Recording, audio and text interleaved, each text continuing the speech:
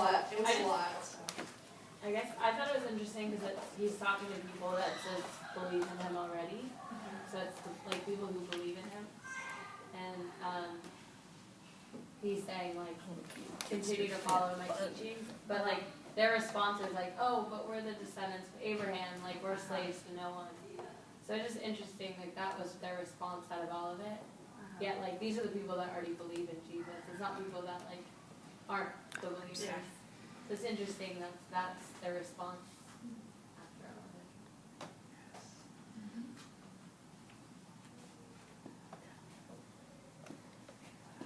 it. Anyone else? I just wanted to make sure that you guys got through it. I'm gonna unpack some lovely things today. There was a lot of verses.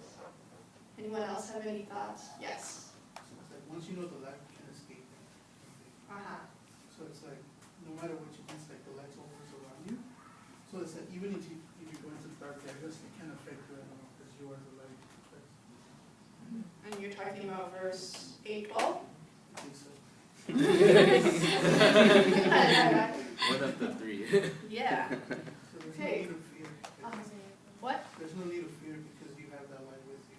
So you go into those dark places. Jesus as the light inside of you. Cool. Yeah, that's very good. So I am going to kind of just unpack like how these verses relate and like what was really being highlighted to me as I was reading through John.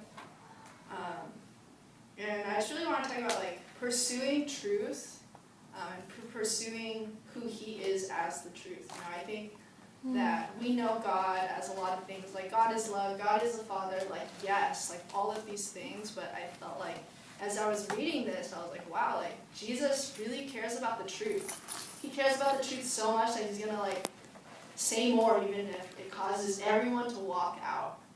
And like, I know you guys read 8:31 to 38, yeah, 8:31 to 38, and like Jessica was saying, like, these are believing Jews, and then he goes on to call them like children of the devil, right? Like people that believe him, he's like, well, let's see how much you believe me. I'm just gonna I'm gonna continue to speak truth, and let's see if you love the truth, or like whether you really love the truth. And yeah, so, and I guess to start out with a joke. Well, because I was just thinking about like, wow, you know, you wanna make friends, like, don't stick around with Jesus when he's speaking truth. Sometimes, you know, like Jesus walks into a bar, everyone walks out. Like, because it's like he's so like offensive, you know, like in a good way. But if we do love truth, and if you push past that offense, like what you get is freedom. And in Galatians chapter 5, verse 1, it says, what? He whom the Son sets free is free indeed, and the truth will set you free, right? The truth will set you free. So I guess today I just wanted to touch upon... Would it be weird to speak with a stand? No, Tell her no. I like the stand. It's kind of like singing. Amazing. Oh, it's marvelous. Yeah, like singing. Whoa. This is weird. Okay. Where was I? Galatians. I'm just... I don't know. You want a chair? No, that's fine. What's your favorite? Hi, my name is Pauline. In case you've never met me. I usually don't like talk behind a mic without like music, so this is weird. It's like I'm rapping.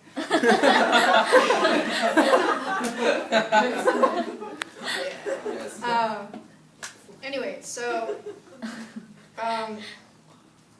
in the Bible it says the truth sets you free, right? So Jesus never compromises the truth for the approval of man.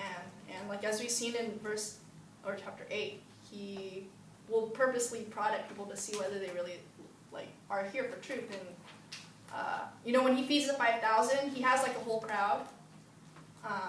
And then he continues on to offend them all and say, you know, like, he says, I tell you the truth in the Bible like 87 times.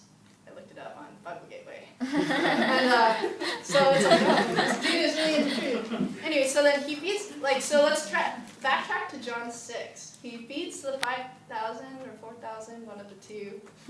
And then they're all, like, he goes to another island and, like, where is he? We love him. And he goes, I tell you the truth. You're here because you ate and you were happy about it. Like, you're just here for food.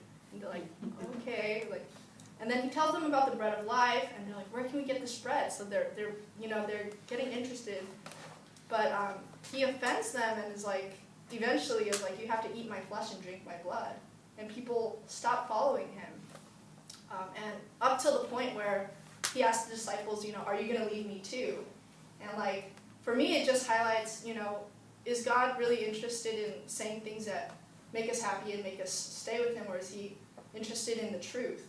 And that's kind of what we see in John 8. But the thing is, Jesus came to reveal the Father. So Jesus, as this kind of controversial and offensive person, is really revealing like that side of God, where he loves truth and he isn't afraid to kind of mess with your paradigms in order to reveal, like, are you really hungry for truth? And so, let's see. I guess one of the first questions that I had on the other side of the paper is, is this the Jesus that we function in a relationship with? I think a lot of times, like, we teach about Jesus who heals us and all that stuff, but is this Jesus who we find in the Bible, like, very much in his teachings, like, that's really, dedicated to truth? Is he also the one that we're talking to in our personal relationships? Like, has Jesus presented any unhappy truths to you lately? And if not, maybe we need to reassess. Is this, are we getting the full view of all who God is? So I guess that's, a question we're going to discuss later in our discussion groups. Like, in the past 6 months or 3 months, has Jesus brought up anything that's like that you don't agree with? And if not, that might be a problem. Because obviously in the Bible, he's doing it repeatedly to his disciples. So actually, let's just take like 5 minutes to talk about that first. Like, one of the first things to unpack is talk with each other. Like, is there anything? Are you interacting with this Jesus in the Bible? And has he been this person who brings up truth regardless of how comfortable you feel, or has it been like, for some reason I'm not interacting with that one? Not that Jesus. So yeah, why don't we just take 5 minutes to just think about it and like break it down. And go.